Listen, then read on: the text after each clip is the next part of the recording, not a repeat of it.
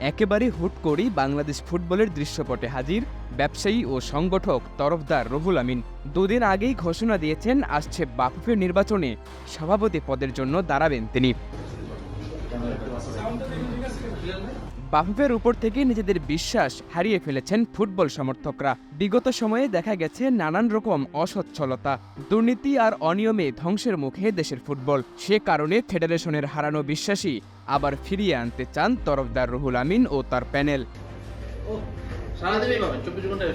একটি শক্তিশালী ও বিশ্বাসযোগ্য প্যানেল করতে চান এই বাফুফে সভাপতি প্রার্থী।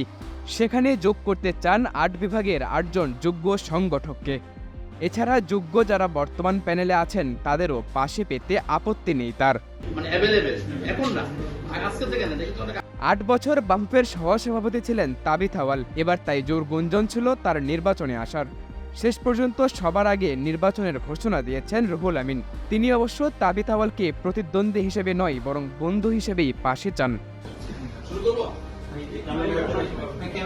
সব মিলিয়ে দেশের ফুটবলকে একটি নতুন রূপ দেওয়ার কথাই বলছেন এই সংগঠক।